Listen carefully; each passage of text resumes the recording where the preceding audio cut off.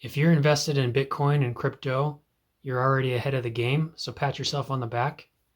But if you want to maximize your gains and get as rich as possible in this bull run, there are some charts that you should be paying attention to that can give you a better idea about when to buy, when to hold, and when to sell. And so I'm going to share some of these key charts with you in this video. So if that sounds good to you guys, hit like, hit subscribe. And if you're new to this channel, what's up? I'm Seth.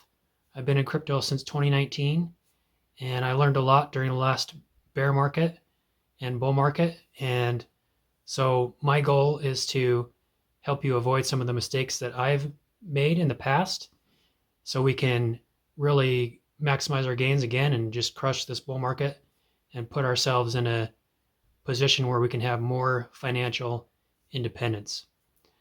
So let's go ahead and get started with the first chart here, and it's the M2 money supply chart. And this is basically the whole supply of US dollars in the economy.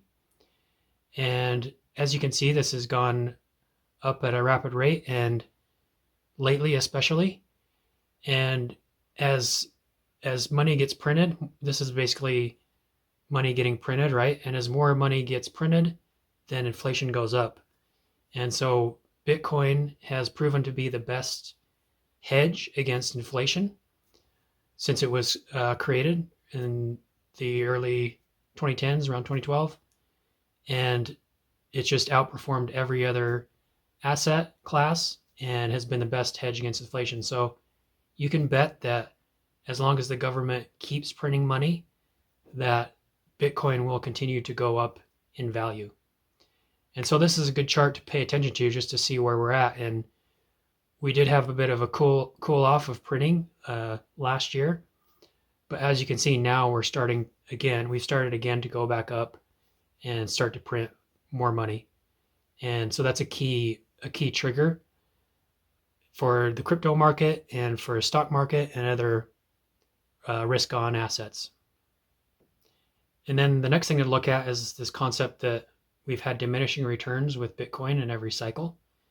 And so some people are pointing to this and saying that at the rate of diminishing returns, that we'll only get up to about 120,000 this cycle. And that isn't necessary. None of these charts are guaranteed, right? So that doesn't mean that it's going to happen again. We do have a lot of bullish catalysts, more than we've ever had in this space, with Trump and a pro-crypto presidency coming in. So it's not necessarily that will happen, but it's something to pay attention to because we have seen some diminishing returns. But even though we have seen diminishing returns, there's some debate about how much diminishing returns we're going to get, right? So in this article, you can see that if Bitcoin follows a similar pattern to 2021 cycle, with an increase of about 40% above its moving average, this would place Bitcoin's peak at approximately 339,000. Assuming diminishing returns, though, Bitcoin's price may only rise about 20% above the moving averages. In this case, the peak would be closer to 200,000 by mid-2025. So even with diminishing returns, there's still a decent chance that we could get to 200,000 Bitcoin by 2025. And that's actually what a lot of the bigger hedge funds and investment firms are targeting for Bitcoin next year. And I talked about, a couple videos ago, I talked about the big cup and handle pattern that Bitcoin had, multi-year pattern that we broke out of after Trump won the election. And the target of that is 127,000. So for me, I do think we will hit that target fairly soon. And so that's, for me, the most conservative estimate. And of course, none of this is financial advice. This is just based on what I'm looking at in charts and other things, that I do think we're going to hit at least that at a minimum. And so at that point, I'll be looking to take out a little bit of my investments here in profits, but it's still going to be a small amount compared to my whole portfolio, because I do think that we have a really good chance of going even higher than that next year. And so that's kind of my thought process there. And before I get to the next chart, check out the link in the description. If you're looking to buy cryptos, I have links to exchanges where you can get bonuses for signing up. And then I also have one for the Ledger device, which is a device that keeps your crypto secure. So check out those deals also. And then the next chart to mention here is this Bitcoin rainbow chart, which there was a past version of this and they redid it. So what it says here, the rainbow chart V2 version 2 is based on a completely new formula fitted with data until 2022. And this new fit explains every move so far. The old one had a couple of wicks outside the rainbow. And so, but due to recent events, the potential trajectory for the Bitcoin price is not as bullish as the old one. So this new chart is not as bullish in its projections. And, but here we can see that this is color coded and it gives you a general idea of when you should really be going in hard in Bitcoin investing, when you should be holding, and then when we should be selling. And so right now we're in the yellow, which corresponds to hodl, or which means hold, right? Bitcoin lingo. So right now, basically we just want to be holding and kind of chilling out and waiting for it to continue this parabolic trajectory that it's on. And this doesn't mean that it's necessarily a bad time to invest right now. I think there's still some good upside. And so I think it's still a good time to dollar cost average into Bitcoin, especially if you're new.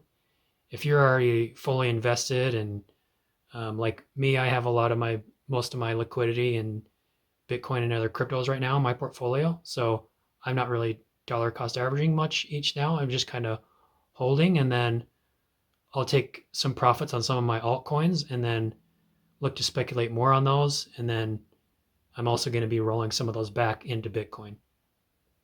So that's kind of my plan, but that gets you to see. And this chart is nice. I'll link it in the description because you can go to a date and it'll give you the projections of each of these colored areas.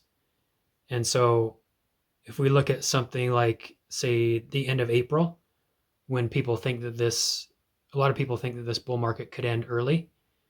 And so if we do get up to that red zone, that would be between a $270,000 and $363,000 Bitcoin. And you can see that last cycle, the previous two cycles, we did enter that fully red zone. But the last cycle, we entered the zone just below that, so we didn't quite get there. So even if we enter the orange zone here, then that's still 160 to 206,000 by April.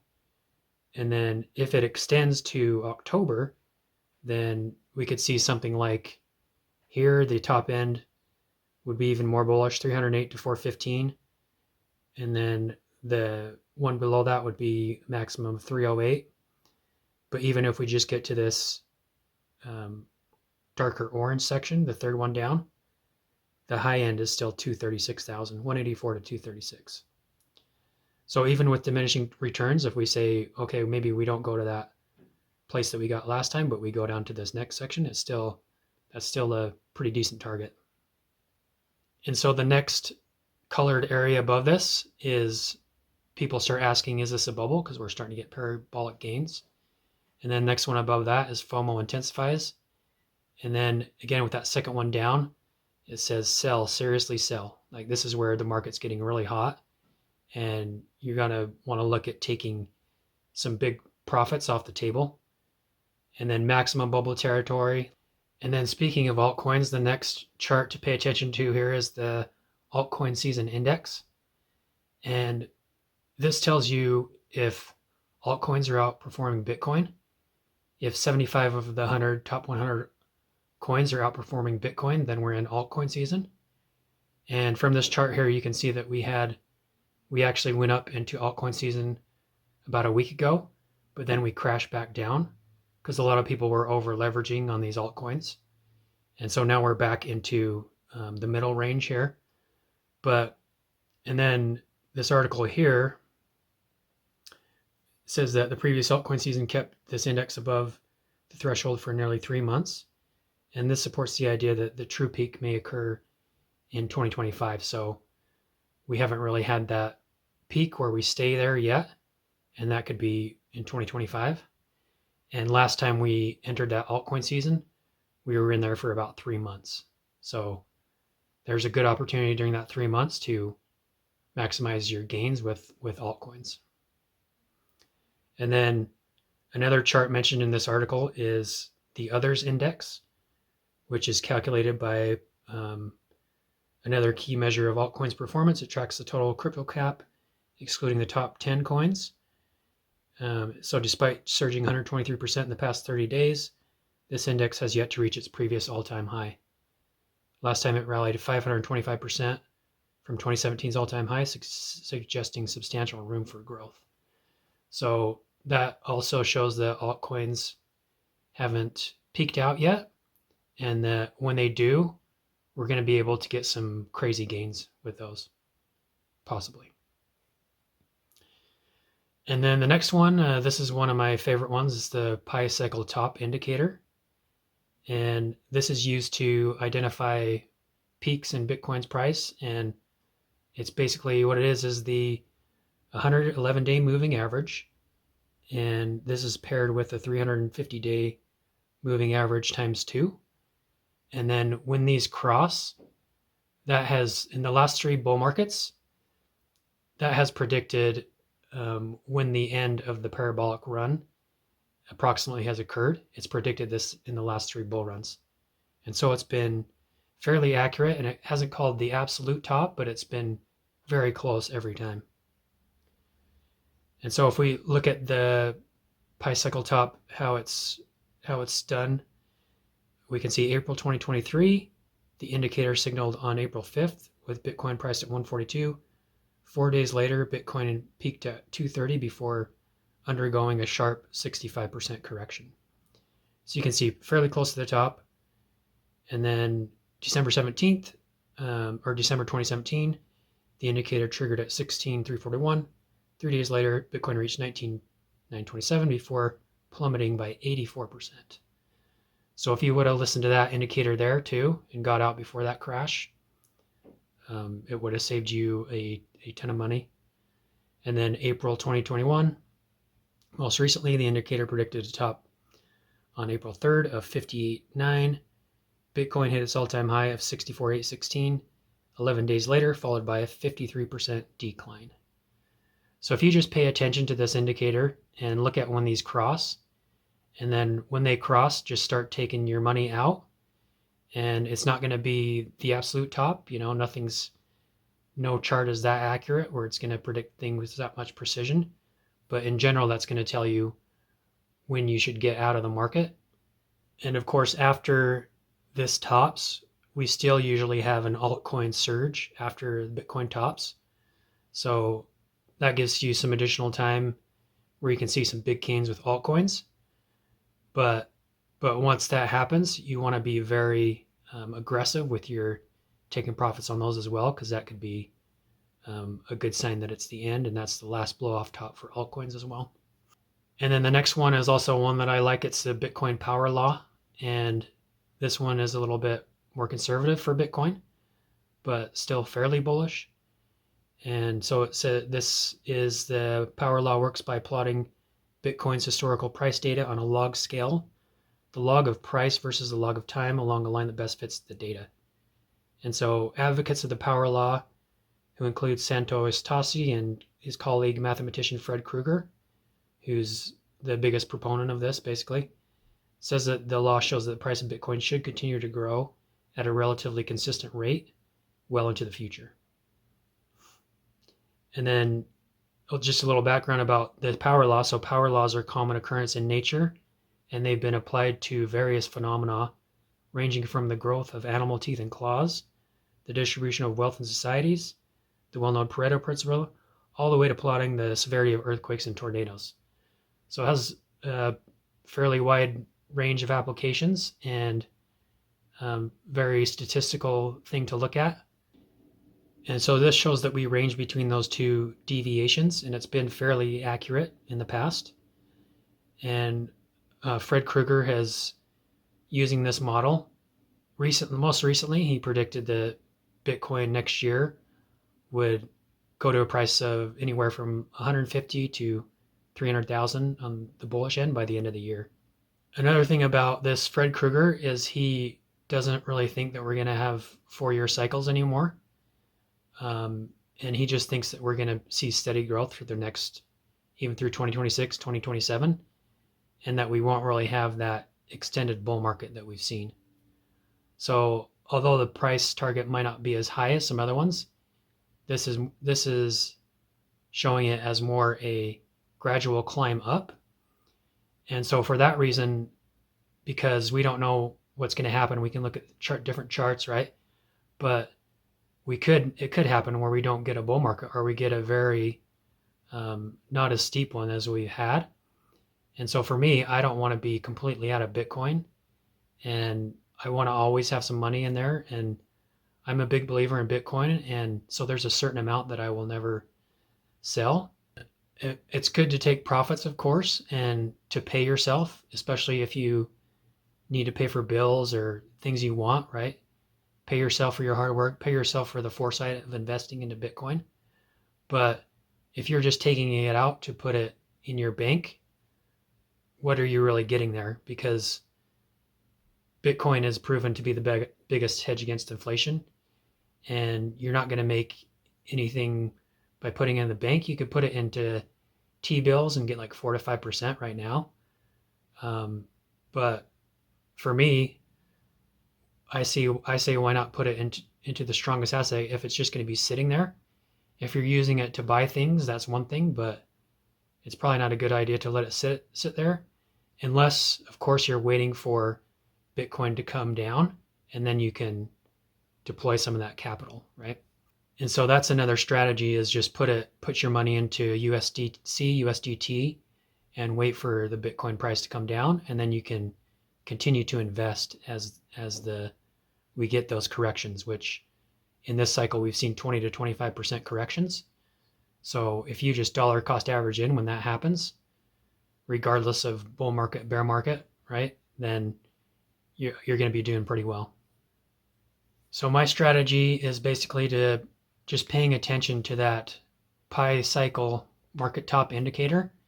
And once we get close to that, I look at starting to take even more profits out, and starting to take some smaller profits out when we hit that 127,000 Bitcoin. And then just watching those indicators, the rainbow chart and the pie chart, and looking at some other indicators of when we can see that, yes, the market's getting heated, we're getting close to the top, let's start taking some money out. So that's my plan. Yours might be different based on your financial situation, and as far as taking profits and what you're going to use them for. But I would encourage you to write down your plan of what you're going to do. And maybe you're just more casual, where you just want to buy Bitcoin every so often and not even worry about it. Like, that's totally fine if that's goes with what your thought process is, because getting into these altcoins can be stressful and more time consuming. And so that could be a plan too, if you're more interested in that.